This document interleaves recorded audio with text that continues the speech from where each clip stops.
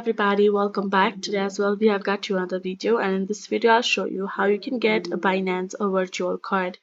But before that, please do make sure to like our video, subscribe our channel, and yes, without any further delay we will simply start our video. So to get your Binance card, virtual card is actually just a really simple process. You don't have to do much, but there is some verification needed.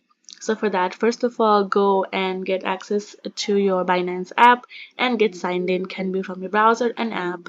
And then when you go to your account settings, you will be able to access this option of security. So in the security section, if you go down to the bottom as we have highlighted, you can see phone and number verification. So to get the virtual Visa card, you will need to verify yourself. For that, tap on this phone and number verification and simply first of all verify yourself if you haven't yet.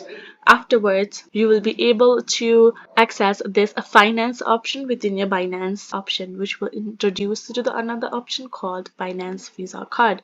And you can see convert and pay with crypto worldwide. Simply go ahead, tap on it, and now you can see you will get this another tab pop up on for you. Here in this section, you can see we have to complete the 4 steps for us to confirm our Binance virtual card. All you have to do is simply follow along, adding the information as it asks for. Once you're done and confirmed it, you will be able to get this kind of interface where it shows the card on top and the active on top with a green dot. And here in this bottom section, you can see the options features with it, the hide details and the copy number, which you will need to copy the numbers for you to do any of the transactions in the future for any of the purchases. Then if you hover up to the payment priority, where you will be able to see there is a default method for it, which will let you pay for by the Bitcoin over here, and the other payment method as well. So you can choose any of them to set as a payment method for you in the future whenever you purchase something, and you will be good to go.